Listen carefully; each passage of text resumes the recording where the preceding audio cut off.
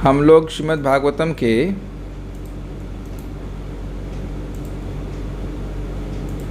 दूसरे स्कंद के 7वें अध्याय के 50वें श्लोक को देख रहे हैं। अब यहाँ पे ब्रह्मा जी 3 अध्याय में जो भगवान की विभूतियों का वर्णन करते आए हैं उसको उपसंहार कर रहे हैं, कंक्लूड कर रहे हैं। तो मेरे पीछे बोलिए, आपके पास फाइल है। सोयम ते विहितस्तात भगवान विश्वभावनः, सोयम ते विहितस्तात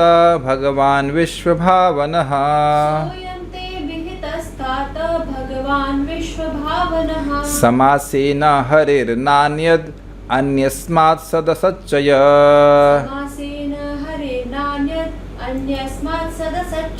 सोयम ते विहितस्तात भगवान विश्वभावनः,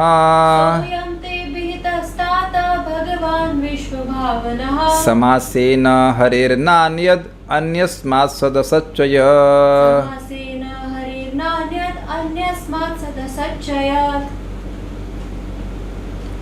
हे पुत्र, ब्रह्मा जी नारद जी कहते हैं, मैंने तुम्हें संक्षेप में प्रकट जगतों के सृष्टा पूर्ण पुरुषोत्तम भगवान के विषय में बतलाया। गोचर तथा तात्विक अस्तित्व का कारण हरि के अतिरिक्त और कोई नहीं है। अनुवाद देखिए। हे तात मतलब हे पुत्र नारद जी, सह अयम वही विश्व भावना भगवान, प्रकट ब्रह्मांडों के सृष्टा पुरुषोत्तम भगवान के विषय में। देखिए, विश्व भावन शब्द से सूचित हो रहा है कि विश्व की सृष्टि करने वाले। और विश्व की सृष्टि कैसे कर पाते हैं? भगवान। क्यों भगवान? क्योंकि षड ऐश्वर्य पूर्ण है। अगर षड ऐश्वर्य पूर्ण ना हो तो पूरे विश्व का सामर्थ्य, विश्व की सृष्टि करने का सामर्थ्य कैसे हो सकता है? इसलिए कह रहे विश्व भावन भगवान। ते समासीन अभितः, तुमको संक्षेप में मेरे द्वारा कहा गया। समास और व्यास का समझना चाहिए। समास का मतलब होता है संक्षेप यानी शॉर्ट, और व्यास का मतलब होता है विस्तार। तो आगे जाके अगले श्लोक में वह उनको विस्तार से करने के लिए कहेंगे ब्रह्मा जी। यहाँ कह रहे हैं मैंने तुम्हें संक्षेप में बताया था प्रश्न को कि क्यों बताया।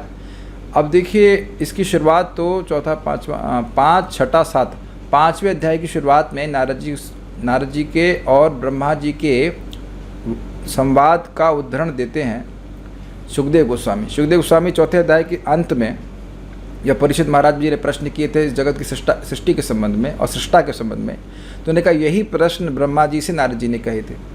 तो फिर नारद जी ब्रह्मा जी से क्या प्रश्न करते हैं वह 5वें अध्याय की शुरुआत में होती है। और वहाँ वो कहते हैं कि भगवान, हे पिताजी, हम तो यही सोचते थे कि आप स्वतंत्र सृष्टा हैं, जैसे ऊर्ण नाभिर इवक्लमा, जैसे कि एक मकड़ी जिसकी नाभि से ऊन यानी कि धागा निकलता है वह अपने आप सृष्टि करती है, उसी प्रकार से सोचते थे। लेकिन हमको बहुत खेद होता है, हमें बहुत खेद होता है ये देखकर कि आप भी तपस्या में लगे हैं।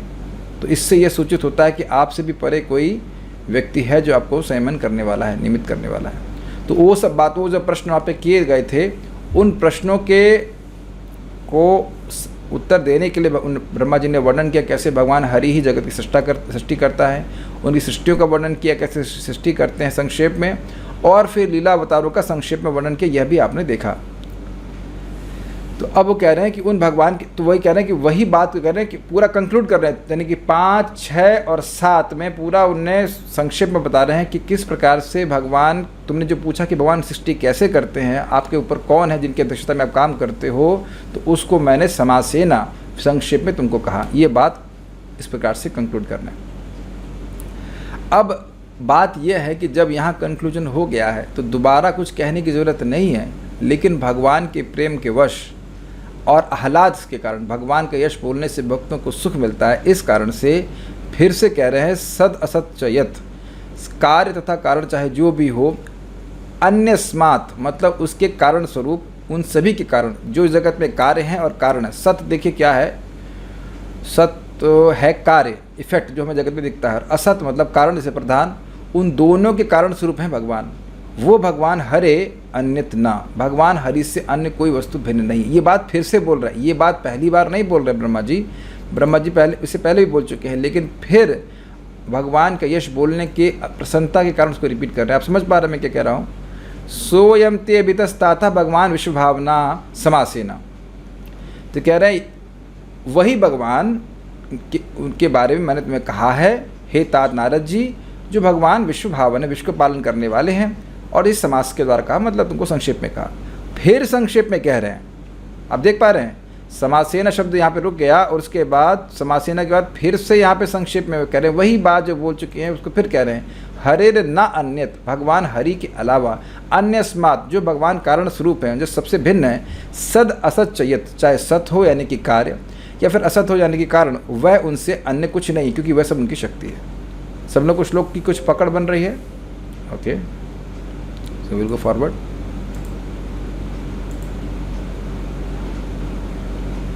श्रीधरी, सोयम इत्यादि श्लोक के द्वारा 3 अध्याय के अर्थ का उपसंहार किया गया। कौन से 3 अध्याय? 5, 6 और 7 का।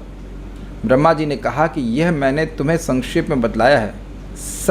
सदसत जितने भी कारण कार्य हैं वे श्रीहरि से अन्यथा न, अन्यथा अर्थात भिन्न नहीं है, अलग नहीं है। यदि कहें कि श्री जगत को श्रीहरि से अभिन्न मानने पर तो जगत के सारे विकार कारणभूत शरीर में आ जाएंगे, तो ऐसा इसलिए नहीं कहा जा सकता क्योंकि अन्य स्मात अर्थात श्रीहरि कार्यभूत जगत से भिन्न है, क्योंकि वे कारण है। कार्य ही कारणात्मक होता है, कारण कार्यात्मक नहीं होता। सर समझने का प्रयास कीजिए। देखिए, अगर कोई यहाँ पे श्लोक को देख के कहता है कि भाई इस जगत की कोई भी वस्तु भगवान से भिन्न नहीं है, लेकिन हम यहाँ देखते हैं कि जगत निरंतर परिवर्तनशील है। ना सतो विद्यते भावो ना भावो विद्यते सतः उभयोरपि दृष्टोस्तत्वदर्शी भी, हमने भगवद गीता में सुना था। कोई भी भौतिक वस्तु है उसका स्थायित्व है ही नहीं, हर भौतिक वस्तु परिवर्तित हो रही है। ये नहीं कहा जा रहा है कि भौतिक वस्तु है ही नहीं, ये नहीं कहा जा रहा है। कहा यह जा रहा है कि उनका स्थायित्व नहीं है। इस समय भी मेरे बाल उग रहे हैं, आप लोगों के भी, और हमारे पेट में कहीं गुड़गुड़ गुड़गुड़ गुड़गुड़ गुड़गुड़ कुछ ना कुछ तो हो ही रहा होगा, कुछ ना कुछ खाना पच रहा है। देख रहे हैं हमारा देह निरंतर परिवर्तनशील है, कुछ सेल्स बन रहे हैं, कुछ सेल्स झड़ रहे हैं, चाहे हमको दिखे या नहीं दिखे, मानते हैं। और इसी प्रकार से जगत की हर वस्तु हर परिस्थिति परिवर्तनशील है। तो कोई कहेगा कि ये जगत भगवान से भिन्न नहीं है, तो उसका मतलब भगवान भी परिवर्तनशील हो गए। ये मान लो शंका करे तो कहते हैं नहीं, ऐसा नहीं है। जो दोष इस जगत का है या जो स्वभाव जगत का है कि वो लगातार परिवर्तनशील है, वह भगवान में नहीं है। देखिए, इसको उदाहरण से समझने का प्रयास कीजिए।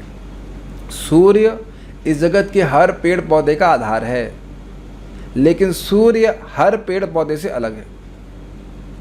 पेड़ पौधे का अस्तित्व सूर्य पे आश्रित है कि नहीं? है, लेकिन पेड़ पौधे के स्वरूप से सूर्य का स्वरूप बिल्कुल अलग है।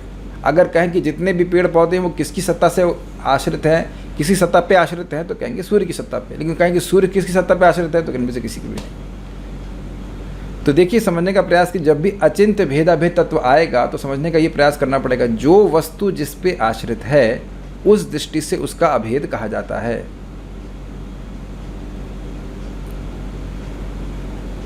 जैसे एक छोटा सा एग्जाम्पल दूँ, आप लोग नाटो के बारे में जानते हो, नॉर्थ अटलांटिक ट्रीटी ऑर्गेनाइजेशन। तो उसमें बहुत सारे देश मिले हुए हैं अपने रक्षा करने के लिए। तो अगर एक छोटे से देश पे भी कोई देश दूसरा देश अटैक करता है तो पूरा संस्था या पूरा समूह उसको अपने पर आक्रमण मानता है और वह उसका बदला देता है। तो आप समझ रहे हैं, वो छोटा देश क्योंकि इस समूह पे आश्रित है तो उससे भिन्न नहीं है। आप समझ पा रहे इस बात को? यस, थोड़ी तो आप लोगों ने हिस्ट्री पढ़ी होगी या कुछ, काफ़ी पुरानी बात है लेकिन पढ़ी होगी।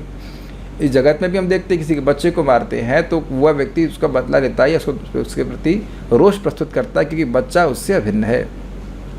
एक डिबूटी माता जी थी, वो भी कमाती हैं और उनके पति भी कमाते हैं। तो उन्होंने मुझे बोला वो हमारे और उनके बीच में कोई भेद नहीं है।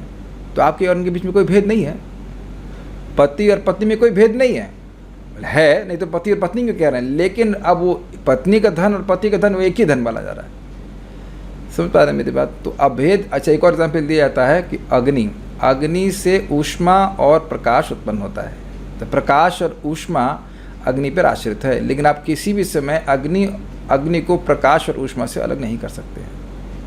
तो बातें समझ में आ रही होंगी। यद्यपि अग्नि में ऊष्मा और प्रकाश से भिन्नता है, लेकिन प्रकाश और ऊष्मा अग्नि से भिन्न भी नहीं है। तो ये जगत भगवान से भिन्न है, भिन्न नहीं है, लेकिन भगवान जगत से भिन्न है। समझ में आया सबको? जगत भगवान से भिन्न क्यों नहीं है? क्योंकि जगत भगवान पे आश्रित है। इसीलिए यहाँ पे शब्द आता है विश्व भावना, विश्व का पालन करने वाले हैं। तो विश्व की सृष्टि पालन करने वाले हैं, इसका अर्थ यह नहीं कि सृष्टि कोई और है। जन्मादि यस्य, जिसका जन्म आदि, जिससे इस जगत का जन्म आदि होता है। जन्म आदि का मतलब जन्म, पालन और संहार जिनसे होता है। तो ये नहीं सोचना चाहिए कि भगवान सृष्टि पालन करने वाले हैं तो सृष्टि और संहार करने वाले कोई और है। तो इसलिए विश्व भावना मतलब पालन करने, पैदा करने वाले, पालन करने वाले, संहार करने वाले सभी भगवान हैं। और इसलिए ये सब पूरा जगत भगवान पे आश्रित है और इसलिए भगवान से अभेद है। लेकिन भगवान का स्वरूप पूरी तरह से अलग है। जैसे इस जगत में आप देख लीजिए, सूर्य की वजह से ही बीज उग रहा है, पेड़ उग रहे हैं, वही सूर्य पालन कर रहा है। और जब अधिक गर्मी हो जाती तो वही सूर्य पेड़ों को नष्ट भी कर देता है। तो बिल्कुल स्पष्ट समझ में आ रहा है। लेकिन सूर्य का स्वरूप पेड़ों से अलग है। या बादल ले लीजिए, बादल में कितना कितना परिवर्तन आता है। जब वो उठेगा तो काला बादल बारिश लेकर के, फिर आगे जाएगा, जब बारिश से पानी निकल गया तो सफ़ेद बादल। लेकिन बादलों की सृष्टि सूर्य के द्वारा ही होती है। लेकिन सूर्य बादलों से पूरी तरह से स्वरूपतः अलग है। तो बादल सूर्य से, अब बादल सूर्य ही हैं क्योंकि सूर्य पे आश्रित हैं। इसलिए ये नहीं सोचना चाहिए कि भगवान भी, भगवान में विकार आ जाता होगा क्योंकि भगवान इस जगत को, भगवान का एक कार्य जगत है, तो ऐसा नहीं मानना चाहिए। भगवान कारण है, लेकिन वो कारण भगवान इस कार्य से बिल्कुल अलग है। कार्य मतलब जगत और भगवान कारण है, लेकिन वो कारण बिल्कुल अलग है। ये समझने का प्रयास कीजिए, आगे भी ये प्रश्न किया जाएगा। आप लोग मानते हैं कि मेरे पिताजी का देह भौतिक था, मेरा देह भौतिक है, आप लोगों का देह भौतिक है और आपके पिताजी का भी देह भौतिक है। ऐसे करते करते कहाँ तक जाएंगे आप? ब्रह्मा जी तक। तो ब्रह्मा जी के पिताजी का क्या होना चाहिए? समझ में आया सबको? लॉजिक ये है कि भाई मेरा शरीर भौतिक है तो मेरे पिताजी का शरीर भी भौतिक ही होगा। तो ऐसे करते करते पीछे चले जाएं तो ब्रह्मा जी के पापा का शरीर कैसा होगा? हाँ, वो तो आपको पता है कि चिन्मय है, लेकिन लॉजिक से क्या बोलेंगे आप? लॉजिक से बोलेंगे भौतिक है। लेकिन समझ रहे ना, मेरा जो शरीर है उसके कारण भौतिक, उसके कारण भौतिक, उसके कारण भौतिक। तो भगवान का भी शरीर भौतिक होना चाहिए, लेकिन ऐसा नहीं है। भगवान का शरीर पूरी तरह से चिन्मय है, स्पिरिचुअल है, आध्यात्मिक है। तो समझ गए ना, वो कारण है लेकिन वे अलग कारण, अद्भुत कारण है, अद्भुत कारण है। बहुत सारी वस्तुएं, सब भौतिक वस्तुएं आ रही, लेकिन भगवान में कुछ भी भौतिक नहीं है। हाँ, यस, इसलिए हमें शास्त्र सुनना पड़ेगा। तो भगवान में कोई प्रकृति का विकार नहीं आता, न रजगुण, न तमगुण, न सतगुण। समझ गए आप लोग, सब लोग? एक और इंटरेस्टिंग बात यहाँ पे जो बताई गई है, कार्य कारणात्मक होता है लेकिन कारण कार्यात्मक नहीं होता। इसका क्या मतलब होता है? नहीं लिखा ना? क्योंकि कार्य ही कारणात्मक होता है, कारण कार्यात्मक नहीं होता। इसका क्या मतलब है? कार्य मतलब इफेक्ट। कोई भी वस्तु आप देखिए, तो जैसे कहें कि भाई ये माइक है या जो भी कुछ है, मेरा ये लैपटॉप है, तो लैपटॉप में पृथ्वी तत्व है। हाँ, कॉज तो है, आत्मक मतलब उसका स्वरूप, उससे बना किससे है? तो लैपटॉप पृथ्वी से बना है, पृथ्वी लैपटॉप से नहीं बनी। कैच किया सबने? इस लैपटॉप के समाप्त होने के बाद भी पृथ्वी की सत्ता बनी रहती है। बड़ा स्पष्ट है, स्पष्ट है सर। तो अब उस यानी कि जो कारण है वह है पृथ्वी और लैपटॉप है कार्य। तो पृथ्वी कारण के रूप में लैपटॉप में है, लेकिन लैपटॉप पृथ्वी में नहीं है। मतलब इन द सेंस कि पृथ्वी की सत्ता लैपटॉप पे आश्रित नहीं होती, ये अर्थ। तो नोट देखिए, गाय से गोबर आता है परंतु गोबर से गाय नहीं आती है। गोबर गाय से अभिन्न है परंतु गाय गोबर नहीं है। स्पष्ट समझ आ रहा है? अगर कहीं गोबर पड़ा होगा तो आप ये नहीं कहेंगे इंसान का गोबर है। गोबर पड़ा है तो आप समझ जाएंगे ये गाय का ही गोबर है। तुरंत संबंध जोड़ लेते हैं ना कि ये गोबर कहाँ से आया है। इस गोबर की सत्ता किस पे आश्रित होती है? क्या बोलेंगे? गाय पे आश्रित है। अगर किसी को ये क्षमता है पहचानने की गोबर क्या है और गाय और अन्य पशु का गोबर वटेवर मल क्या है, तो समझ जाएगा। समझ में आ जाता है ना सब लोगों को? ये गोबर है। गोबर पे पाँव पड़ने में तो कोई अपवित्रता नहीं आती है, लेकिन कहीं किसी दूसरे जानवर का मल पड़ा हो तो बहुत खराब मानते हैं, है कि नहीं? तो पहचान लेंगे ना, जैसे आप गोबर देखेंगे, हाँ ये तो गाय का गोबर है। तो गोबर की सत्ता देखते ही, भले गाय ना दिख रही हो, लेकिन गोबर की सत्ता देखते ही आप गाय का अंदाजा लगा लेते हैं। कि गाय से आया होगा। लेकिन हाँ, लेकिन गाय गोबर नहीं है। गाय के स्वरूप में और गोबर के स्वरूप में अंतर है कि नहीं? बस ये बात है। तो अन्यास्मात् शब्द की व्याख्या हो रही कि भगवान यद्यपि कारण स्वरूप हैं, लेकिन उनसे उन सभी जगत से अलग है। देखिए, थोड़ा समझने का प्रयास कीजिए हम क्या कह रहे हैं। पृथ्वी और लैपटॉप का एग्जाम्पल लिया गया। पृथ्वी कारण स्वरूप है लेकिन अन्यस्मात् नहीं है। पृथ्वी से पृथ्वी जो लैपटॉप में है वो दोनों भौतिक हैं, लेकिन भगवान का स्वरूप पूरी तरह चिन्मय है, वो पूरी तरह से इस भौतिक जगत से अलग है। लेकिन कोई भी वस्तु भगवान से अलग नहीं कह सकते आप, क्योंकि वो शक्ति किसकी है? ये है। अब एक प्रश्न मन में आ सकता है कि अब जो भगवान से माया निकली कब? ये प्रश्न मान लो आए, क्योंकि भगवान तो चिन्मय है, तो भगवान से ये शक्ति निकली कब? तो उत्तर है कभी भी नहीं निकली, वह शाश्वत है। आप भगवद गीता में सुनते हैं 5 टॉपिक हैं, ईश्वर, जीव, प्रकृति, काल और कर्म। इसमें कर्म को छोड़कर बाकी सभी चीज़ शाश्वत है। शाश्वत रूप से भगवान की ये सेपरेटेड एनर्जी है। भिन्ना प्रकृति, भिन्न भिन्न तो समझ रहे हैं, भिन्ना प्रकृति अष्टधा। क्या श्लोक है भगवद गीता के? भूमि रापो नलो वायु खम मनो बुद्धिरेव च अहंकारमिति में भिन्ना प्रकृति अष्टधा। ये 8 प्रकार की जो शक्तियाँ हैं, पृथ्वी, जल, वायु, अग्नि, आकाश, मन, बुद्धि, अहंकार, यह मेरी भिन्न प्रकृति है। और उसको समझने का प्रयास कीजिए। भिन्न प्रकृति का मतलब भिन्न प्रकृति, प्रकृति मतलब भगवान पुरुष पे आश्रित, भगवान पे आश्रित, लेकिन भिन्न प्रकृति है। तो भिन्न प्रकृति का अर्थ यह है कि यद्यपि भगवान कण कण में व्याप्त हैं, लेकिन भगवान की उपस्थिति का अनुभव नहीं होता है। ये होता है सारा दर्शनी। इस श्लोक में 3 अध्यायों के अर्थ का उपसंहार स्वयं इत्यादि द्वारा प्रस्तुत है। समासीन अर्थात भगवान का वर्णन संक्षेप में किया गया। उनका किस प्रकार वर्णन किया गया, कैसे वर्णन किया गया अभी तक? तो कहते हैं सत अर्थात कार्य, अर्थात समष्टि व्यष्ट्यात्मक जगत। ओहो, एक भक्त तो नींद आना शुरू हो गई। वाह, कम से कम कथा का ये प्रभाव तो है कि नींद आ रही है अच्छे से। और कितने डेयरिंग है, मेरे सामने सो भी रहे और वीडियो भी ऑन है। चलिए, हमने आइडेंटिटी को डिस्क्लोज ना करने की शपथ ले रखी है, इसलिए नाम नहीं बोल रहे हैं, सोइए मत। तो प्रभु जी, भागवत का तो ये इफेक्ट, ये कार्य ही है कि नींद अच्छी आती है। यह तो उससे अलग किया ही नहीं जा सकता। जरा फिलॉसफी आई तो माताएं सोना चालू कर देंगी। ठीक, कोई नहीं, सोइए सोइए। सत अर्थात कार्य, अर्थात समष्टि व्यष्टात्मक जगत। इसका मतलब समझने का प्रयास कीजिए। हम सब लोग कथा सुन रहे हैं, तो अब मैं कहूँ श्रोताओं, तो जैसे मैं आपको श्रोताओं कहता हूँ, तो आप सब लोगों को समष्टि रूप में संबोधित कर रहा हूँ, एक ग्रुप में। इसे कहते हैं कलेक्टिव, इंग्लिश में कहें कलेक्टिव। और मैं कहूँ व्यष्टात्मक, राजेश प्रभु, अब मैं आपको व्यष्ट्यात्मक रूप से यानी इंडिविजुअल रूप से एड्रेस कर रहा हूँ। तुंग विद्या, वरुण प्रभु, रत्नभूषिता माता जी, इस प्रकार रोशन कुमार, ऐसे करके मैं एक एक व्यक्ति को नाम बुला रहा हूँ। तो ये एक एक व्यक्ति, तो आप देखो ना, ये पूरा समूह, पूरा जगत को एक साथ ले लीजिए और एक एक इंडिविजुअल यूनिट के ले लीजिए जो हमारे जगत में दिख रही है। वो तकिया है, शीशा है, जो कुछ भी है, वो सब कार्य कहा जाएगा, इसको सत कहा जाएगा। देखिए, यहाँ समझते चलेंगे तो आगे जाके बहुत अच्छे से समझ में आ जाएगा। सत मतलब कार्य और असत मतलब कारण। असत मतलब झूठ नहीं, असत मतलब कारण।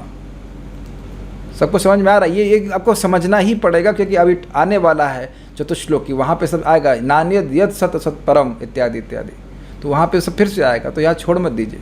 सत मतलब समष्टि व्यष्टि का जगत, यानी जो आपको इंडिविजुअल रूप में, कलेक्टिव रूप में दिख रहा है। तारे देखे हैं आपने? हाँ देखे हैं। तो तारे जब मैंने बोल दिया तो आपने कलेक्टिव रूप से तारों को एड्रेस किया। लेकिन आप कहो कि तारा, वो देखा तुमने, ध्रुव तारा देखा, तो एक एक तारे मिल करके तारा मंडल हो जा रहा है। तो अब सारे के सारे जगत में भौतिक प्रकृति के कार्य हैं, इसी को सत कहा जा रहा है। सबको समझ में आ गया? इस कोई लैंग्वेज डिफिकल्ट नहीं है, बस जगे रहिए। ठीक है, हाँ जगे रहिए। ठीक है। असत, असत अर्थात कारण जीव तथा माया, मुख्यतः जीव, क्योंकि इसकी इच्छा पूर्ति एवं भक्ति हेतु जगत का सृजन होता है। इसका मतलब क्या है? देखिए, असत को यहाँ पे कहा गया है कारण। तो आप जानते हैं कि जगत की सृष्टि का कारण क्या है? जीवों की भोग इच्छा, बद्ध जीवों की भोग इच्छा, वह कारण है।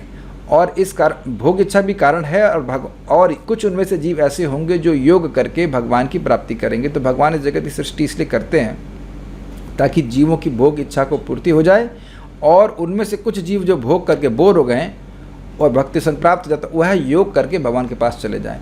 तो जीव मुख्य रूप से कारण है जगत की सृष्टि के, लेकिन सृष्टि होती है माया के द्वारा। अब जानते हैं माया यानी अविद्या, विद्या और प्रधान। प्रधान का मतलब हो गया वह स्थिति जिसमें सृष्टि नहीं होती है, गुणों की साम्य अवस्था होती है, प्रकृति के रजोगुण तमोगुण सतोगुण एक अवस्था में रहते, उसको कहते हैं प्रधान। तो इनसे मिल करके ही सृष्टि होती है। तो ये हो गया असत्य। अब इसके समझ लेना चाहिए दोनों कारण अलग अलग प्रकार के हैं। माया जो कारण है वह उपादान कारण है। उपादान कारण मतलब जिन वस्तुओं से वस्तु बनती है, ये उपादान कारण है प्रधान। और हम लोग निमित्त कारण हैं।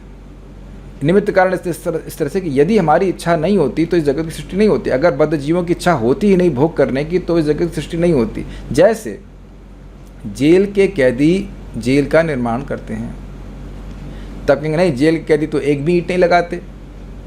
तो जो ईंटें हैं वह उपादान कारण हैं जो कि जेल में जैसे जेल बन रही है, लेकिन जेल को बनने के कारण जो कारण है वो निमित्त कारण कह लीजिए, वो है आपका कैदियों की इच्छा। कैदियों ने गलत कार्य किया, या कह सकते हैं लोगों ने, अपराधियों ने गलत कार्य किया, इसलिए वो कैदी बन गए, नहीं तो सरकार को जेल बनाने की कोई जरूरत नहीं होगी। तो इस प्रकार से दोनों ही कारण, तो असत में इसलिए जीवों को भी ले लिया, यानी बद्ध जीवों को लिया गया है और माया को लिया गया है। इन दोनों से भगवान अलग हैं। हरे न अन्यत, यह सभी कुछ कोई अन्य नहीं अपितु भगवान हरि हैं, क्योंकि माया एवं जीव शक्तियों का शक्तिमान से अभेद है तथा शक्ति के कार्य कोई अन्य नहीं अपितु शक्ति ही है। यह भाव है। थोड़ा समझने का प्रयास कीजिए। ये थोड़ा उस दिन मैं ठीक से समझाया नहीं था और समझाने का प्रयास कर रहा हूँ। देखिए भगवान 7वें अध्याय में 2 श्लोक बोलते हैं, इनमें से एक श्लोक मैंने अभी कोट किया आपको, भूमि रापो नलो वायु खम मनोबुद्धि रेवच अहंकार मितीय में भिन्ना प्रकृति रष्टा। जितने भी भौतिक तत्व हैं ये मेरी भिन्न प्रकृति हैं। और दूसरे प्रकृति में पराम, क्या श्लोक है, जीवभूतम महाबाहो इदम धारिते जगत अपरे मितस्त्वन्याम प्रकृति विद्धि में पराम जीवभूतम महाबाहो येदम धारिते जगत।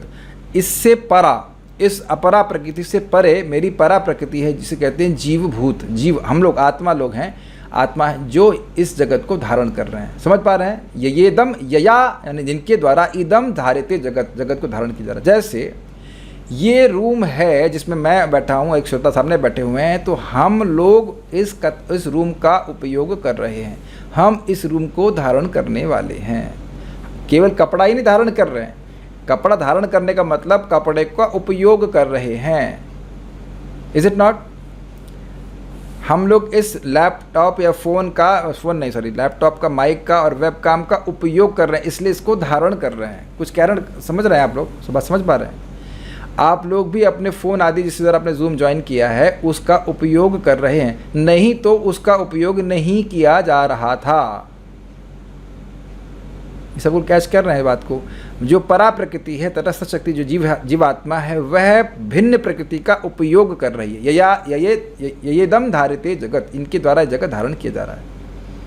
तो दोनों ही भगवान की प्रकृति हैं, ये अर्थ। कहो कि जीव किसका है? हरि का है। हरि के अलावा किसका है? किसी का नहीं है। ममे वांशो, ममेव, मेरे ही अंश हैं, जीवलोके जीवभूता सनातना। समझ में आ रहा है? जितने भी जीवात्मा वो किसके हैं? हरि के अलावा किसी के नहीं है। इसीलिए कह रहे हैं हरेर न अन्यत। तो जीवात्मा भी भगवान की शक्ति है और भौतिक प्रकृति भी भगवान की शक्ति है। इसलिए, और क्योंकि शक्तिमान और शक्ति में भेद नहीं होता, जैसे मैंने व्याख्या भी करी थी, इसी कारण से ये सब हरि से अन्य नहीं है। आपने भी सुना ना, सत मतलब जगत का कार्य, जगत जो कार्य रूप में है, और असत मतलब जीवात्मा और माया, प्रधान कह लीजिए, वो दोनों ही भगवान के ही कार्य हैं, भगवान के ही शक्ति हैं। ये कहने का अर्थ है, उनसे अलग नहीं है। देखिए कई बार हमको समझना होगा, और ये बार बार आएगी, उसको बार बार समझते हुए चलना है। अगर ये बात हमको समझ में आ गई तो हम लोग तुरंत मुक्त हो जाएंगे। देखिए बंधन का कारण यही है कि किसी भी वस्तु को भगवान से अलग देखना, यही माया ही है। ऋते अर्थम यत् प्रतीयेता ना प्रतीयेत चात्मनि तन विद्या माया यथा भासम तन विद्या आत्मनो माया यथा भासम यथात्मा। जिस भी वस्तु का अर्थ प्रयोजन भगवान के संबंध में नहीं लग रहा है वही माया है। ध्यान दीजिएगा, वस्तु माया नहीं है। माया हमको बेविल्डर करती है कि कोई वस्तु हमारे भोग के लिए है, ये माया है। समझ पा रहे हैं सब लोग? तो ये तो तत्व है कि सब कुछ भगवान की शक्ति है, इसलिए भगवान की सेवा में ही नियोजित किया जाना चाहिए। ये व्यक्ति को तुरंत ही मुक्त कर देता है। सबको समझ में आ रहा है? केवल सुनने वाली बात नहीं है, सुन करके समझने वाली बात है कि हमारे आसपास जो भी वस्तु है उसके भोक्ता एकमात्र भगवान श्री कृष्ण हैं। हम सुन तो लेते हैं लेकिन फिर भूल जाते हैं, इसलिए फिर सुनना जरूरी है।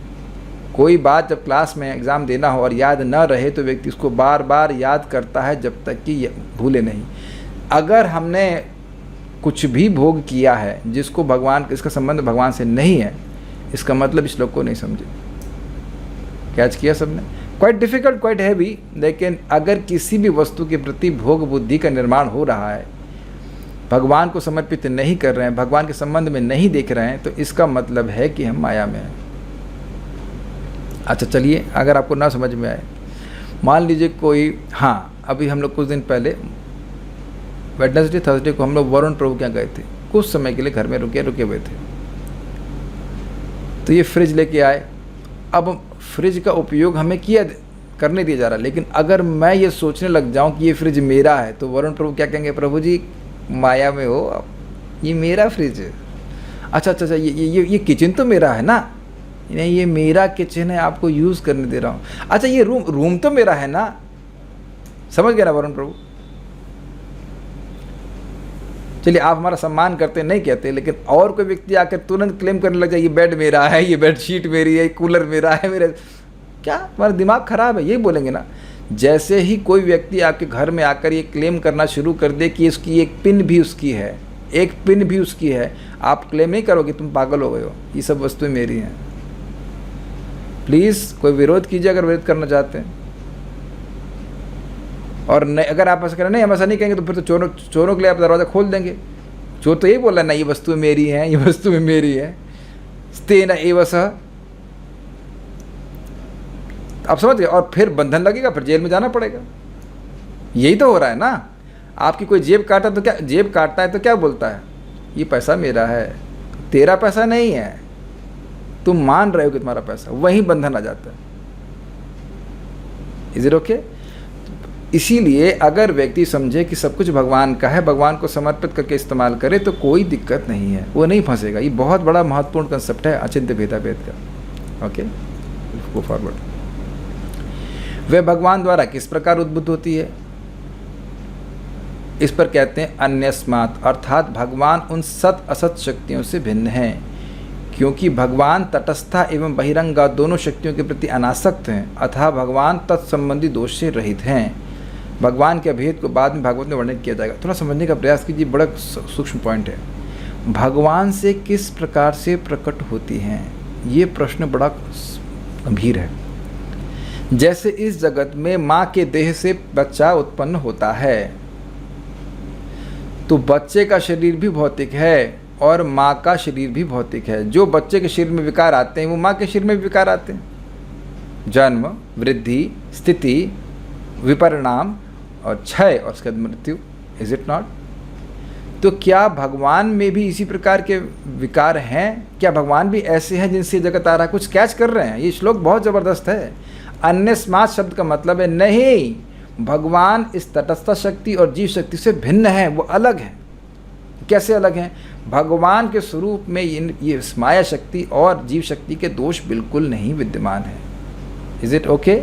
अब प्रश्न आएगा कि जीव का दोष क्या है? जीव भी तो सच्चिदानंद विग्रह है। जी हाँ है, लेकिन वह माया के द्वारा प्रभावित हो जाता है, वह अविद्या से ग्रसित हो जाता है।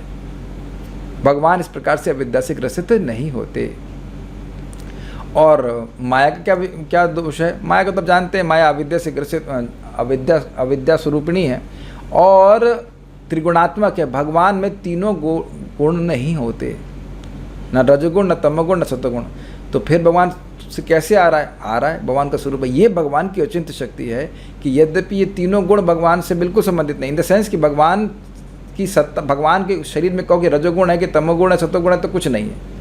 भगवान के विग्रह में ऐसा नहीं, वो सच्चिदानंद विग्रह हैं, लेकिन शाश्वत रूप से इन गुणों को नियमन करने वाले हैं। अगर सीधे सीधे कहें, सामीप्य और नियामक का संबंध भगवान का है। भगवान इस जगत में प्रवेश करते हैं, अंडांतरस्थ परमाणु चयांतरस्थम, प्रत्येक परमाणु में है, प्रवेश किए हैं, लेकिन समीप हैं और नियामक हैं, टच नहीं करते। ये भगवान का अद्भुत वैभव है। तो इसलिए कह रहे अन्यस्मात्, इन सत और असत दोनों से अलग हैं भगवान, कारण स्वरूप हैं, अलग हैं, लेकिन उनके दोष से युक्त नहीं है। नेक्स्ट क्रम संदर्भ, भगवान का समासेन अर्थात वर्णन संक्षेप में किया गया है। कैसे? इस श्लोक में ये ठ नहीं होना चाहिए, त होना चाहिए। तटस्थ लक्षणों के माध्यम से उनका वर्णन किया गया है। सत्य यानी स्थूल कार्य, अशुद्ध जीव एवं जगत, चेतन तथा चेतन वस्तुएं, तथा असत यानी सूक्ष्म कारण, शुद्ध जीव एवं प्रधान चिदाचित वस्तुएं हैं। किंतु सत और असत कुछ अन्य नहीं अपितु हरि ही हैं, क्योंकि असत अर्थात सूक्ष्म रूप उनकी शक्ति है और स्थूल रूप उस शक्ति का कार्य है, ये भाव है। तथा यद्यपि जगत भगवान से भिन्न नहीं है, तथापि शुद्ध भगवान इसके दोषों से संदूषित नहीं, इसको कहने के लिए कहते हैं अन्यस्मात्, अर्थात वे भिन्न है। देखिए बात सब कुछ वही, खाली इतनी बात वो यहाँ पे पॉइंट को फोकस करेंगे। किसी भी वस्तु के स्वरूप लक्षण होते हैं और तटस्थ लक्षण होते हैं। स्वरूप लक्षण होते हैं आकृति और प्रकृति। जैसे इस माउस की आपको आकृति दिखाई पड़ रही है, प्रकृति क्या है? अभी प्लास्टिक से बना, लेकिन इसको हम माउस की तरह भी यूज़ कर सकते हैं, कार्य इसका होगा माउस की तरह कार्य करेगा। और इसको पेपर वेट की तरह भी यूज़ कर सकते हैं, और किसी पे फेंकना हो तो हम फेंक भी सकते हैं, तो ये अस्त्र बन जाएगा। तो अगर हम फेंकेंगे तो कहेंगे तुमने माउस से मुझे क्यों मारा? माउस का उपयोग मारने के लिए नहीं किया जाता, लेकिन किसी को चोट लग सकती है। इसको पेपर, कभी आप देखेंगे पेपर उड़ रहा होता है, उसके ऊपर रख देते तो पेपर वेट की तरह कार्य कर रहा होता है, और माउस की तरह तो कार्य करता ही है। तो जब तटस्थ लक्षण होते हैं, इसका मतलब वो कार्य क्या कर रहे हैं। तो भगवान यहाँ पे क्या कार्य कर रहे हैं? विश्व भावना, विश्व का पालन कर रहे हैं। एक बात समझने वाली होगी कि तटस्थ लक्षण हमेशा प्रस्तुत नहीं होते हैं। जैसे मैं कल श्रीमद् भागवतम नहीं बोल रहा था, मेरा स्वास्थ्य ठीक नहीं था, लेकिन मेरी आकृति प्रकृति वैसी थी। एक व्यक्ति बोला देखने में तो आप ठीक लग रहे हैं। हमने कहा भाई तो ठीक है, शरीर चेहरा ठीक लग रहा है, मान लो, इसका मतलब इतना कि पेट भी ठीक है। कुछ समझ रहे हैं? आकृति प्रकृति तो चेंज नहीं हो जाती है, लेकिन बोल नहीं रहा था Shrimad Bhagavatam. Is that okay? तो ये क्यों बोल रहे हैं? विश्व भावना, विश्व की सृष्टि हमेशा नहीं होती है। सृष्टि होती है, पालन होता है, संहार होता है, और संहार के बाद काफ़ी समय तक कुछ नहीं होता है। इसलिए श्री जीव गोस्वामी कह रहे हैं कि यहाँ पे भगवान के तटस्थ कार्यों का वर्णन हो रहा है। सब लोग समझ पा रहे हैं? अच्छा, ये श्लोक मैंने पढ़ाया तो था पहले, क्या आप लोग अनुभव कर रहे हैं कि अब मैं दोबारा पढ़ा रहा हूँ तो ज़्यादा अंडरस्टैंडिंग हो रही है? जिन लोगों ने सुना था अभी भी समझ में नहीं आ रहा है?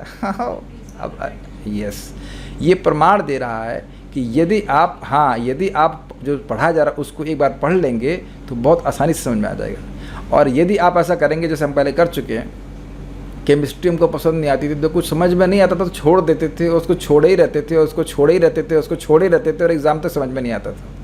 तो अभी अगर आप छोड़ देंगे सत असत क्या है, तो आगे भी समझ में नहीं आएगा। तो इसलिए भाषा को समझते हुए चलें, आसानी रहेगी। ठीक है। बाल प्रबोधिनी, हे तात यानी नारद जी, सोयम, अब सोयम का क्या अर्थ ले रहे हैं? देखिए, सोयम अर्थात सर्वशास्त्र तात्पर्य विषय यह है कि मेरी बुद्धि में स्थित विश्व भावना अर्थात सकल जगत कारणभूत भगवान अर्थात ज्ञान शक्ति बलैश्वर्य आदि संपन्न वासुदेव को तुमको मेरे द्वारा संक्षेप में कहा गया। अब इसको समझने का प्रयास करें। हम लोग 6ठे अध्याय के अंत में सुने थे, ब्रह्मा जी कह रहे हैं कि मेरी मति भगवान से नहीं अलग जाती है, और जो भगवान मेरी बुद्धि में स्थित हैं उनकी लीलाओं का वर्णन मैं तुमसे करूँगा। तो वही कह रहे हैं, और वहाँ भी बोल चुके हैं कि वहाँ पे ब्रह्मा जी बोले कि सारे शास्त्रों का तात्पर्य नारायण हैं। श्लोक भूल गया मैं, सारे वेद नारायण पर हैं, नारायण नारायण नारायण कई बार शब्द आया था, ब्रह्मा जी बोले थे। अभी श्लोक याद नहीं आ रहा है। नहीं, वासुदेव पर ऐसे करके था, वासुदेव शब्द आया था। हाँ, ऐसे कुछ था, देवा नारायण अंगज करके शब्द था, नारायण या वासुदेव कुछ शब्द था। तो कह रहे हैं सभी शास्त्रों का तात्पर्य भगवान है, और वो भगवान मेरी बुद्धि में स्थित है, उनकी लीला उनका तत्व मेरी बुद्धि में है, और उसी को मैं प्रकट करूंगा। बाकी आप स्पष्ट समझते हैं, विश्व भावन का मतलब है सकल जगत कारणभूत, यानी जो कुछ पूरे जगत के कारण है। अब यहाँ उसका जो मैंने समझाया था वो बात बोलते हैं, पुनः भी नारद के स्नेह के वश भगवत स्मरण के द्वारा, इसको उस पार नहीं समझा। देखिए, एक तो नारद जी उनके बेटे हैं, बेटे से वैसे ही स्नेह होता है। दूसरा, नारद जी ने भगवान के संबंध में प्रश्न किया था, और अगर आपको याद हो तो ब्रह्मा जी ने कहा था नारद जी को, तुमने मुझ पर अत्यधिक कृपा करी है। श्लोक ना याद रहो लेकिन कम से कम बात बोलिए। क्यों? क्योंकि तुम्हारे इस प्रश्न के द्वारा मैं भगवान की यश पे, भगवान के तत्व पे पुनः बड़ा गंभीरता से विचार करने के लिए बाध्य हुआ हूँ। देखिए, जब कोई व्यक्ति खुद पढ़ रहा होता है तो उतना ध्यान से नहीं पढ़ता, लेकिन कोई व्यक्ति अगर प्रश्न कर रहा होता है तो उसको, वहाँ पे नारद जी ने कहा था कि आप मुझे ऐसे समझाइए कि मैं समझ जाऊँ, यथावत समझाइए और ऐसा समझाइए कि मैं ठीक से समझ जाऊँ। ये एक शिष्य की इच्छा होती है ना, कि सब्जेक्ट को एज इट इज़ समझाया जाए, और एज इट इज़ समझाने के बाद भी ज़रूरी तो नहीं है कि शिष्य को समझ में आ जाए। तो एक शिष्य की दो इच्छा होगी ना, कि एक तो जो टॉपिक है उसको यथावत समझाए। कैच कर रहे हैं आप लोग? जो टॉपिक है, जो श्लोक में लिखा है, जो बात लिखी, वही टीचर समझाए, ये मानते हैं? ये इच्छा, यही तो इच्छा लेकर आप सब लोग भी आते हो, और यह भी चाहते हो कि टीचर ऐसे समझाए कि एक ही बार में समझ में आ जाए, हमें दोबारा कभी पढ़ना भी ना पड़े, है ना? हाँ, yes yes yes, we are like that, we are like that, कभी पढ़ना भी ना पड़े, बस एक बार में समझ में आ जाए। यही दो इच्छा लेकर नारद जी भी आए थे कि हमको यथावत समझाइए और हमको ऐसा ऐसा बोलिए कि हम समझ जाएं। तो अब बताइए कि क्या इसके लिए टीचर को प्रयास नहीं करना पड़ेगा? टीचर समझ रहा है, लेकिन उसको अपने शिष्य या स्टूडेंट को समझाना है तो ज़्यादा समझना पड़ता है और ऐसे बताना पड़ता है कि वो समझ जाए। कुछ समझ रहे हैं तो इसमें और बुद्धि का निवेश नहीं होगा। अभी मैं कहूँ, आप लोग सुन रहे हैं, कल क्लास दो इसके ऊपर, अरे क्लास कितनी, तब आपको बहुत समझना पड़ेगा कि नहीं समझना पड़ेगा? तो अब इसमें बुद्धि का अधिक निवेश होगा, ये समझते हैं। तो वहाँ पे ब्रह्मा जी ने कहा था कि आपने मुझ पर अति करुणा करी है, क्योंकि आपने भगवान के विषय में प्रश्न किए हैं और इससे मेरी मति भगवान में और अधिक लग रही है। ठीक है, तो वहाँ अत्यधिक स्नेह था। तो अब सोचिए, 3 अध्याय जब भगवान के बारे में बोले हैं तो ब्रह्मा जी खुश नहीं हो जाएंगे? भगवान के यश को बोल रहे हैं ना 5, 6, 7 में, तो कह रहे हैं कि एक तो नारद जी के स्नेह के वश, जैसे जगत में आप देखेंगे माँ अपने बच्चे को कुछ खिला रही होती है और बच्चे को वो खाना पसंद है तो उसको और खाओ, और लो, ऐसा नहीं बोलती है। अभी हमें घर में गए थे और दे दनादन कचौड़ी, अरे भाई ऐसा लग रहा था कि हमने कहा भाई हम भीम नहीं हैं, वृकोदर नहीं है कि सब हजम कर जाएंगे, और खीर, उसके बाद हलवा, उसका दिए। भक्तों का प्रेम है, मैं स्वीकार कर रहा हूँ, लेकिन हमारी भी लिमिटेशन है। भाई देखिए, पेट आकाश स्वरूप होता तो बढ़िया होता, लेकिन पेट आकाश स्वरूप नहीं है, पृथ्वी स्वरूप है। कान आकाश स्वरूप होता है। तो अब नारद जी को ये भगवान का यश बड़ा अच्छा लग रहा है तो और बोलना चाहते हैं, इसलिए यद्यपि समासेना शब्द मैंने बताया था, समासेना पे ही बात समाप्त होगी, कंक्लूड होगी, लेकिन फिर बोल रहे हैं कि फिर संक्षेप से बोल रहे हैं कि नहीं, जगत के कारण भगवान श्री कृष्ण ही है, ये बोल रहे हैं। और परम आह्लाद के कारण पुनः संक्षेप में कहते हैं कि हरिति। समझ में आया श्लोक? ये बात थोड़ा समझने का प्रयास कीजिए। श्लोक देखिए वापस, समासेना शब्द तक समाप्त हो गया था ये। स्वयं ते भीतस्ताता भगवान विश्व भावना समासेना, ठीक। उसके बाद फिर वही बात बोले, हरिर नान्यत अन्यस्मात् सदसच्चयत। तो फिर वही बात बोलने का कारण यही कि उनको बहुत आनंद है। जैसे वही वो जो पकौड़ी थी, या पकौड़ी नहीं थी, कचौड़ी थी, कचौड़ी को खिलाया गया तो पहली वाली कचौड़ी से मिलती जुलती दूसरी कचौड़ी भी थी, और तीसरी वाली भी थी, चौथी वाली थी, और नहीं बता रहा कितनी खाई, लेकिन मैंने गिना भी नहीं था। But it is they were same kachoris, but because the devotees were happy, उनको देने में प्रसन्नता थी, तो फिर वही प्रस्तुत कर रहे थे कि नहीं? जिन्होंने किया बताइए, कर रहे थे कि नहीं? यस, इनको अच्छा लग रहा है और खिलाओ, तो ये बात है। तो कह रहे हैं वही बात फिर से रिपीट क्यों कर रहे हैं? तो इसलिए क्योंकि खुद को भी आनंद है और नारद जी से स्नेह है, ये बात है। मुझे बड़ा अच्छा ये पॉइंट लगा था। जो कुछ भी सद असत अर्थात स्थूल सूक्ष्म या चिद अचिद कार्य कारणात्मक वस्तु है, वह सब भगवान हरि से ही होती है। चिद और अचित समझ लीजिएगा। चिद मतलब होता है जीव, और अचित मतलब प्रकृति, मतलब अचेतन शक्ति। वह सब भगवान हरि से ही होती है, न अन्यस्मात् अर्थात और किसी अन्य से नहीं। इसलिए न अन्यत अर्थात भगवान के अतिरिक्त अन्य कुछ भी नहीं। अब देखिए, इन्होंने अन्यस्मात् का अर्थ अलग तरह से लिया। देखिए, इन्होंने ऐसा किया है कि ना के को अन्यस्मात् से भी जोड़ा। श्लोक देखिए वापस, ना अन्य दिख रहा है यहाँ पे, हरेर ना अन्यत, और उसके बाद इन्होंने क्या किया, ना को अन्यस्मात् से भी जोड़ा, ना अन्यस्मात्, हरिर ना अन्यस्मात्, और कोई व्यक्ति भगवान इस जगत का कारण नहीं है, इसलिए ना अन्यत। Is it okay? क्योंकि इस जगत का और कोई कारण नहीं है भगवान के अलावा, इसलिए इस जगत की कोई वस्तु भगवान से भिन्न नहीं है, ऐसे समझा है। अभी तक टीका में क्या है, अन्यस्मात् मतलब भगवान इससे भिन्न है, वो तो ठीक है, लेकिन भगवान एक और अन्यस्मात् का अर्थ है कि कारण स्वरूप है, तो ना अन्यस्मात् मतलब भगवान के अलावा और कोई कारण है नहीं, इसलिए ना अन्यत। Okay, good. प्रभुपाद जी का तात्पर्य, चूंकि समान रूप से हमें नाशवान भौतिक जगत तथा भौतिक जगत पर अधिकार प्राप्त करने में प्रयत्नशील बद्धजीवों का ही अनुभव है, अतः ब्रह्मा जी ने नारद जी देव को बताया कि यह अनित्य जगत भगवान की बहिरंगा शक्ति की करामात है और यहाँ पर संघर्ष कर रहे बद्धजीव भगवान की तटस्था शक्ति है। अब ये बड़ी सुंदर बात है। देखिए, अगर हम श्रीमद् भागवतम को नहीं सुनते तो क्या कभी हमको समझ में आएगा या हमारे चित्त में आएगा कि वैकुंठ जगत है जहाँ पे जीव पूर्ण स्वतंत्रता में भगवान श्री कृष्ण की, विष्णु की सेवा करते हैं। बहुत खतरनाक बात प्रभुपाद बोल रहे हैं। सामान्य रूप से मतलब कोई बिरला ही कोई ऐसा व्यक्ति होगा जिसे वैकुंठ के पार्षदों का दर्शन हुआ होगा। हम इस जगत में क्या देख रहे हैं, भोगी जाने वाली वस्तुएं और उनको भोगने वाले जीव। जीव नहीं, लोग। जीवात्मा के रूप में तो कोई दिखता नहीं है, तो हम क्या करेंगे, बोलिए क्या करेंगे हम लोग? हम भी भोग ही करेंगे। Is it not? सब लोगों ने कैच किया इस बात को। सामने वाले की कार है तो मैं भी कार ले आऊँगा यद्यपि मुझे जरूरत ना हो। इंग्लिश में कहते हैं monkey see monkey do and we monkeys only see other monkeys.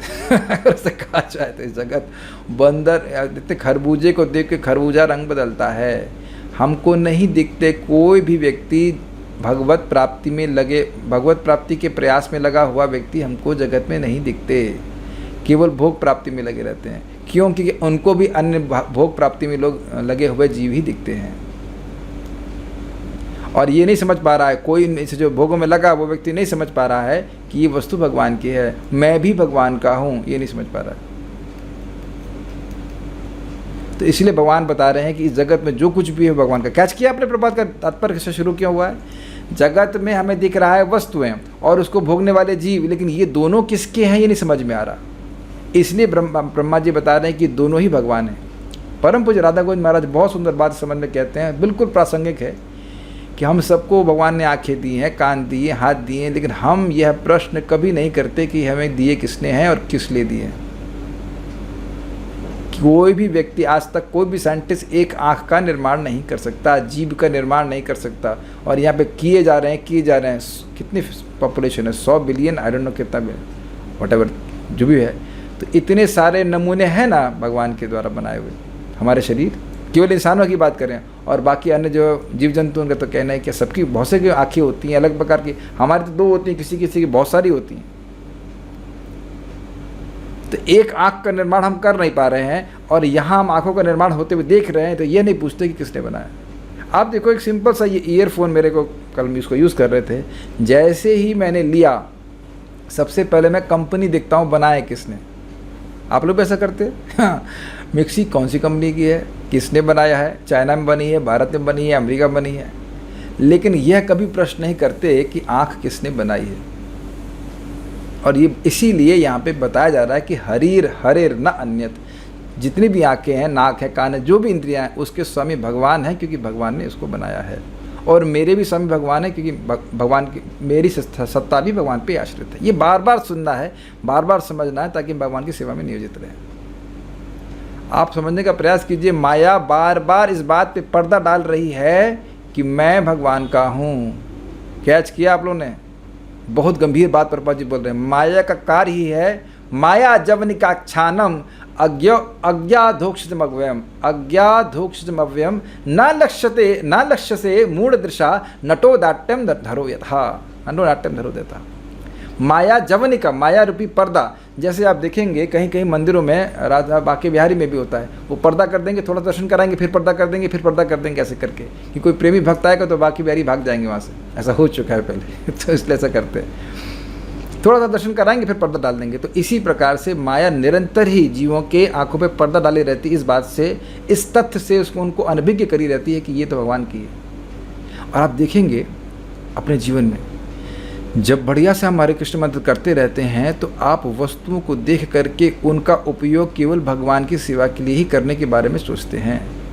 मैं अपने मामा जी के पास गया था, उनका बड़ा सुंदर घर है, बहुत सुंदर घर है, तो बहुत बड़ा हॉल था। वहाँ पे जाते ही मैं सोचने लगा, मैं देख रहा था सुंदरता तो देख रहा था, इसमें तो बहुत सुंदर इस्कॉन का सेंटर बन सकता है, यहाँ तो कम से कम 100 लोग आ सकते। तो मैं मामा जी को बोला, वो कह रहे मुझे पता था कि तुम इसको देख कर यही सोचोगे तुम यही सोचोगे।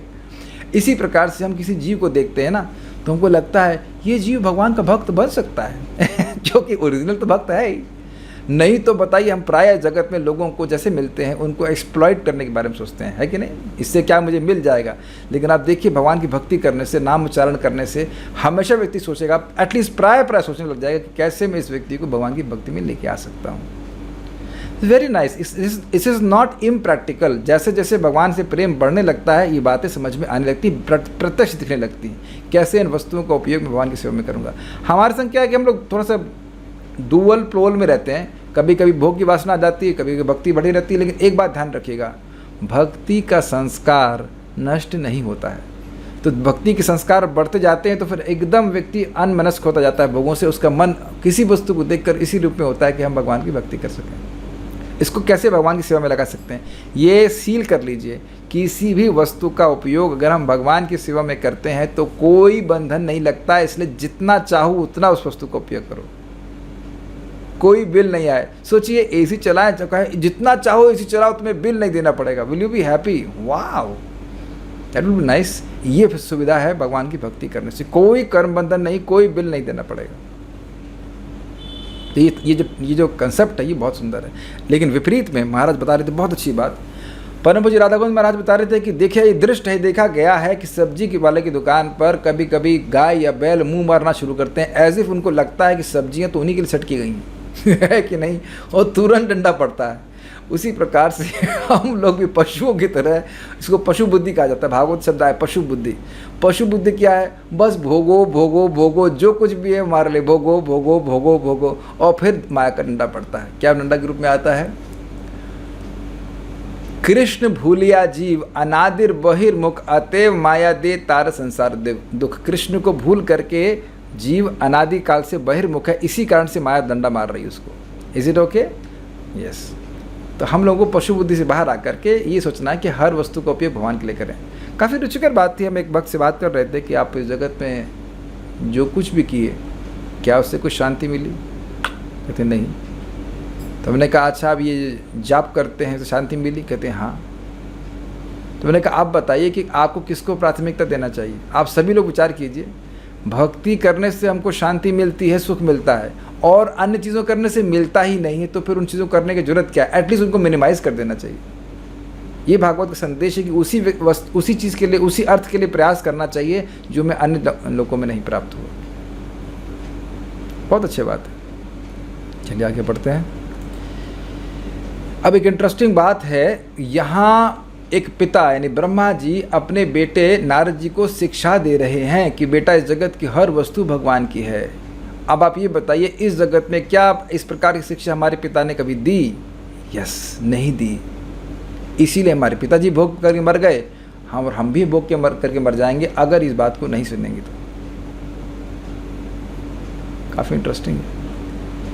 इन गोचर कार्यकलापों का एकमात्र कारण परमेश्वर अर्थात हरि हैं, जो समस्त कारणों के कारण स्वरूप हैं। अब बड़ी इंटरेस्टिंग बात है, ये कार्यकलाप गोचर हैं। गो मतलब इंद्रियां, चर मतलब इनकी रेंज में है। कहाँ तक से गाय चरती है, तो गाय चरती कहाँ? जहाँ गाय चरती है अर्थात वो स्थान गाय की रेंज में है, इसी को गोचारण भूमि कहेंगे ना। जहाँ गाय ना पहुँच पाए उसको गोचारण भूमि नहीं कहा जाएगा। स्पष्ट समझ रहे हैं? तो गो मतलब इंद्रियां, चर मतलब चरना का क्षेत्र का कितना इंद्रिय चल सकती है। तो आँख से हम यहाँ देख सकते हैं, वहाँ देख सकते हैं। तो यद्यपि गोचर कार्यकलाप दिख रहे हैं, लेकिन भगवान नहीं दिखते हैं, भगवान अधोक्षज हैं। तो इसलिए कह रहे हैं कि वह समस्त कारणों के कारण स्वरूप भगवान। ये सुन के ही समझ में आना पड़ेगा, नहीं तो क्योंकि हमारी इंद्रियां भगवान तक नहीं पहुंच सकती हैं। आप मेरी बातें समझ पा रहे हैं? यस। और ये सुन के ही समझ में आता है। किंतु इससे ये अर्थ नहीं लगाना चाहिए कि भगवान निर्गुण रूप में सर्वत्र व्याप्त हैं। इस जगत में कोई पेपर है, उसको आप 2 भाग में कर देंगे तो ओरिजिनल पेपर की सत्ता समाप्त हो जाती है, लेकिन भगवान इस जगत में अपने को विस्तारित करते हुए भी अपनी सत्ता में विद्यमान रहते हैं, ये अर्थ है। इसको उदाहरण समझा जाता है कि देखिए सूर्य है, सूर्य बहुत सारे जलाशयों में प्रतिबिंबित हो रहा है, लेकिन इसका अर्थ यह नहीं कि सूर्य के रूप में उसकी सत्ता जो है समाप्त हो जाती है। उसी तरह भगवान परमात्मा के रूप में अणु में व्याप्त हैं, फिर भी अपने धाम में वो रहते हैं। वे इन समस्त बहिरंगा तथा तटस्था शक्तियों की अंतः क्रिया से पृथक रहने वाले। इसकी मैंने व्याख्या भी कर दी। भौतिक प्रकृति में परिवर्तन आ रहा है, भगवान उससे अलग हैं, और जीव भोग रहा है प्रकृति को, उससे भी भगवान बिल्कुल अलग हैं, अलूफ हैं, पृथक हैं, ये कह रहे हैं। भगवद गीता में 9.4 में पुष्टि की गई है, मया तदम इदम सर्वम जगत न, हाँ, जगत अव्यक्त मूर्ति ना मस्थानि सर्वभूतानि नातम ना चाहम तेषु अवस्थितः। भगवद गीता में पुष्टि की गई है कि भगवान अपनी शक्तियों द्वारा ही सर्वत्र व्याप्त हैं। जो कुछ भी प्रकट रूप में है वह उनकी शक्ति पर निर्भर है, किंतु पूर्ण पुरुषोत्तम भगवान होने के कारण वे प्रत्येक वस्तु से अलग हैं। इसका उदाहरण आप सूर्य और सूर्य की किरण से समझा दिया था मैंने, वैसे आप समझ लेना। शक्ति तथा शक्तिमान एक होने पर भी एक दूसरे से पृथक हैं, इसकी व्याख्या भी मैंने आपको कर दी थी। भगवान को इस दुखमय संसार की सृष्टि के लिए भला बुरा नहीं कहा जा सकता, जिस प्रकार की राजा को राज्य में कारागार बनाने के लिए दोषी नहीं ठहराया जा सकता। जो राज सत्ता की आज्ञा उल्लंघन करते हैं उनके लिए कारागार रूपी संख्या अनिवार्य है, मतलब इतने साल तक तुम्हें रहना पड़ेगा, अनिवार्य है। इसी प्रकार भगवान ने इस दुखमय भौतिक संसार की क्षणिक सृष्टि उन लोगों के लिए की है जो उनको भूल गए हैं और इस झूठे संसार पर प्रभुत्व जमाने का प्रयास कर रहे हैं। तो आप समझ लीजिए कि भगवान चाहते क्या है। भगवान ये चाहते हैं कि हम उनको याद रखें और इस संसार पर प्रभुत्व जताने का प्रयास न करें। अब एक प्रश्न है कि झूठा संसार क्यों बोल रहे हैं? झूठा संसार मतलब जहां वास्तविकता नहीं है, जैसे मृग मरीचिका झूठा पानी है। लेकिन जब आप बोल रहे हैं झूठ, तो सच्चा पानी नहीं है कहीं पे, पानी की प्रतीति हो रही है। तो अगर पानी ही झूठ होता तो उसकी प्रतीति नहीं होती। अब मेरी बात समझ पा रहे हैं? मेरा रिफ्लेक्शन इस कैमरे के द्वारा आपके पास आ रहा है, मैं ही अगर ना हूं तो रिफ्लेक्शन नहीं हो सकता है। मेरी सत्ता है तो उससे रिफ्लेक्शन हो रहा है। Reflection is dependent on the real object. Prabhupada ji पहले श्लोक के प्रथम स्कंद के प्रथम अध्याय के प्रथम श्लोक में इस बात को समझाते हैं। पानी की प्रतीति हो रही है, पानी है नहीं मृग मरीचिका में, लेकिन इसका अर्थ यह नहीं कि कहीं भी पानी है ही नहीं। सुख की प्रतीति हो रही है लेकिन सुख यहाँ नहीं है, इसका अर्थ यह नहीं कि आध्यात्मिक जगत में सुख है ही नहीं, वहाँ भी सुख नहीं है। नहीं तो सुख की प्रतीति कैसे होती? Is it okay? और दूसरे अर्थ में आप कहें झूठा संसार इसलिए कहा जा रहा है कि देखिए वस्तुतः प्रकृति के 3 गुण ही हैं, रजोगुण, तमोगुण, सतोगुण, और उनके ही बने हुए उत्पादों को हम भोगने का प्रयास कर रहे हैं, अलग अलग रूप में, अलग अलग नाम दे करके। मेरी बात आप समझ रहे हैं? एक ही 3 गुण हैं, उन्हीं से पूरी जगत की सृष्टि हुई है, और हमको यहाँ बहुत विविधता दिखती है, और जिस रूप में वस्तु में वैसे दिखती नहीं है। क्या अपनी पत्नी बच्चे हमें त्रिगुणात्मक दिखते हैं? किसी की पत्नी या पति शरीर छूट देता है तब भी उससे लिपटता है कोई। ये देह नितांत दुखमय है और फिर भी इसमें हम सुख का भावना कर रहे हैं। ये बेवकूफ़ी नहीं है, मूर्खता नहीं है। इस समय भी किसी न किसी के शरीर में कोई ना कोई कष्ट हो ही रहा होगा। ये झूठापन नहीं है। जहाँ जो वस्तु है ही नहीं उसमें वो बात मानना, ये बेवकूफ़ी नहीं है, झूठापन नहीं है। इसीलिए कह रहे हैं झूठे संसार में प्रभुत्व जमाने का प्रयास कर रहे हैं। वो सोच रहे हैं कि मैं इस वस्तु का स्वामी हूँ, जबकि तुमने उसकी ना तो सृष्टि करी है, और तुम सृष्टि करी नहीं, सहार भी नहीं कर सकते हो। सब भगवान करने वाले, न पालन करने वाले। क्या कोई व्यक्ति यहाँ पे किसी को हवा दे रहा है? मैं हवा भेज रहा हूँ आप लोग के पास, पहुँच गई आप लोग के पास हवा। Doesn't work like that, is it not? हवा देने वाले भगवान हैं। मैं एक व्यक्ति को समझा रहा था, उनको बड़ी चिंता थी आगे कैसे होगा। हमने कहा आज तक कैसे हुआ है? वो 60 साल के हो गए। हमने कहा भाई जब मान लिया जाए कि वो 80 साल तक जिएंगे, तो जिसने 60 साल चलवा दिया वो आगे के 20 साल क्या मर जाएगा? यह ज्ञान के कारण व्यक्ति इस प्रकार सोचता है। एक बात आप समझ लेना, जितना हम प्रभुत्व जताएंगे उतना ही भयभीत होते चले जाएंगे। कैच किया आपने इस बात को? The more we want to lord over material nature the more will become fearful. जितना भोगने का प्रयास करेंगे उतना ही भय हो जाएगा कि ये भोग मुझसे छूट जाएंगे तो क्या होगा। इसी तरह से लगता है व्यक्ति। फिर भी वे पतित आत्माओं को अपने धाम वापस ले जाने के लिए इच्छुक रहते हैं। फिर भी क्या मतलब है? जीवात्मा कह रही हैं हमें भैया तुमसे कोई मतलब नहीं है, तुम्हारी पृथ्वी से मतलब है, तुम्हारी पृथ्वी को भोगने से मतलब, तुमसे कोई मतलब नहीं है। हमें राम नहीं चाहिए, हमें राम का राज्य चाहिए। ये है भोग की वृत्ति। राम नहीं चाहिए हमें, I hate you, I don't like you. कैसा लगेगा आपको सुनने में? हम तो खाली ड्रामा कर रहे हैं। I don't like to see your face, मैं तुम्हारा नाम भी सुनना नहीं चाहता, मैं तुम्हारा नाम भी बोलना नहीं चाहता। ये है ना भौतिक जगत में सब ऐसे कर रहा है कि नहीं? बताइए। फिर भी कृष्ण इतने प्रेमी हैं कि पालन कर रहे हैं, करते जा रहे हैं हमारे हम जैसे नालायकों की, और उसके बाद भी ये चाहते हैं कि वो लड़का वापस आ जाए। इस जगत में देखा जाता है ना, कभी कभी बच्चे माँ को बोल देते हैं इस प्रकार से, आई हेट यू, मैं तुमसे नफरत करता हूँ, मैं तुमसे मिलना नहीं चाहता, ऐसे करके कभी कभी ऐसा हो जाता है। फिर भी क्या माँ प्रेम करना छोड़ देती है, और उनसे करोड़ों अरबों असीमित गुना अधिक भगवान का प्रेम एक एक जीव के प्रति है। उन समझने का प्रयास कीजिए, उन लोगों के प्रति जो भगवान के विमुख हैं, तो बताइए भक्ति करेंगे तो भगवान कितना प्रेम उमड़ देंगे। कल एक व्यक्ति बोल रहे थे, बड़ी अच्छी घटना बताई। कहले कि माता जी थी, कह रही थी कि अपने पापा की याद करते हुए बोल रही थी कि हमने एक बार पहली बार दाल बनाई और रोटी बनाई, और दाल में नमक डालना भूल गई। पहली बार बनाई थी, पापा को दे दिए, पापा पूरा खा लिए और उनको एकदम गले से लगा लिया, बेटा तूने बहुत अच्छी रोटी बनाई, बहुत सी दाल बनाई। फिर जब दाल उन्हें खुद खाई तो कहा अरे इसमें तो नमक ही नहीं है, पापा ने पूरा खा लिया और मुझे प्रोत्साहन भी दिया। तो वो रोने लगी कि पापा आप ऐसा कैसे कर सकते हो?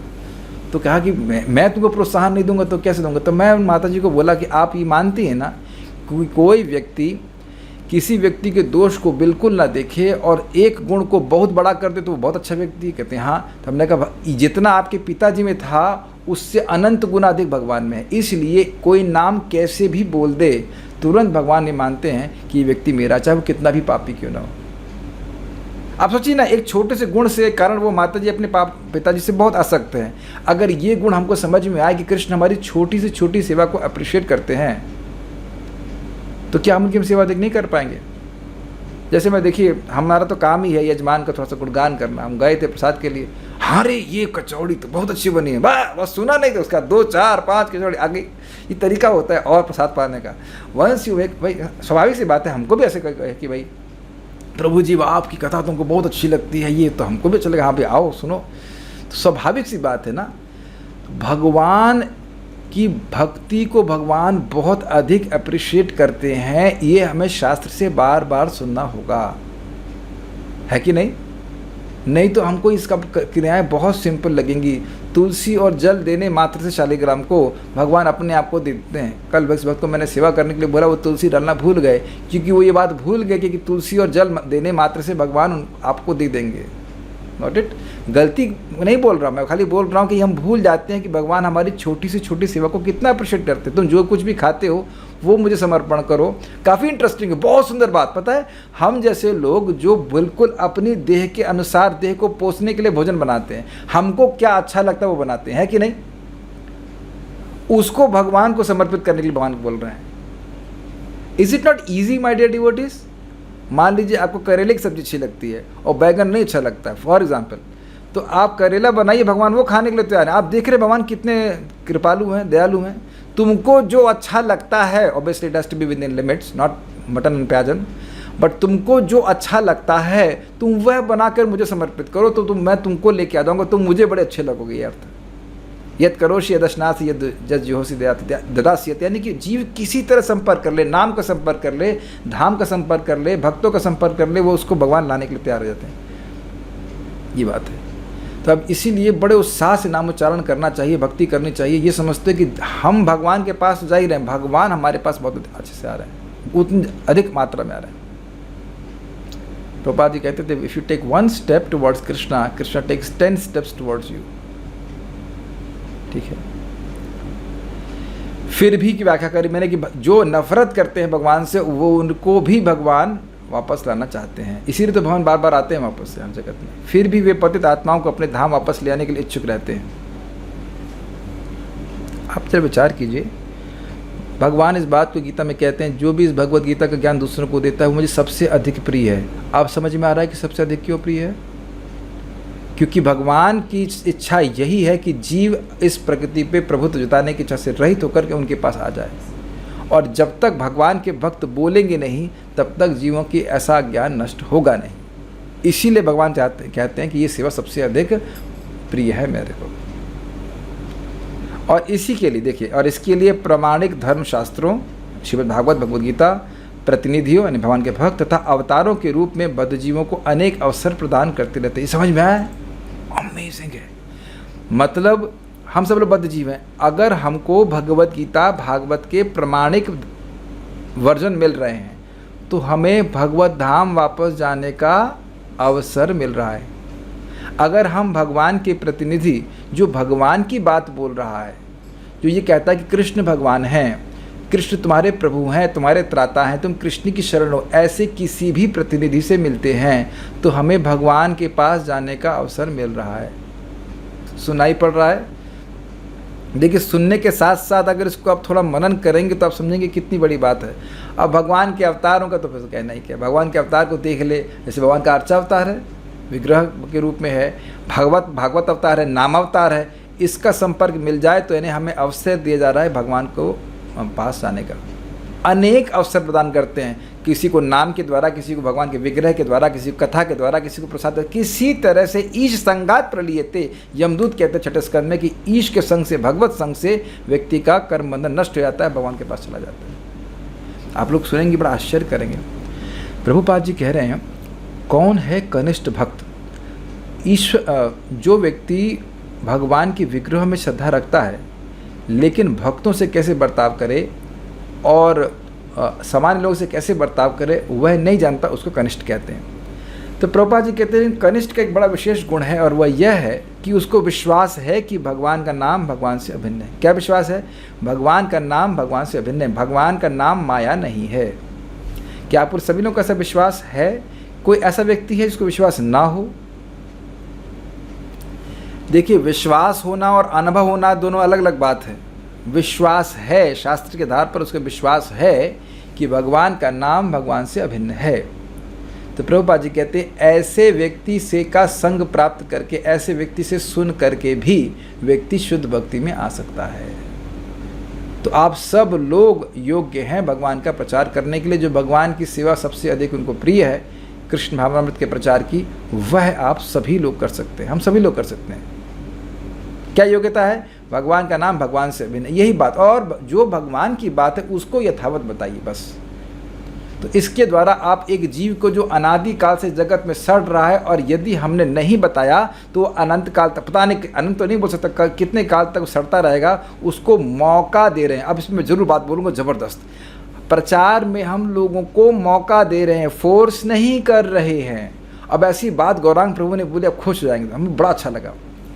वो कह रहे हैं कि देखिए, इस जगत में खेत में लोग बीज डालते हैं तो बीजों को पनपने का मौका दिया जा रहा है, एक समान खाद पानी दिया जा रहा है, समझ रहे हैं? लेकिन सारे बीज नहीं पनपेंगे, एटलीस्ट इस समय नहीं पनपेंगे। Is it okay?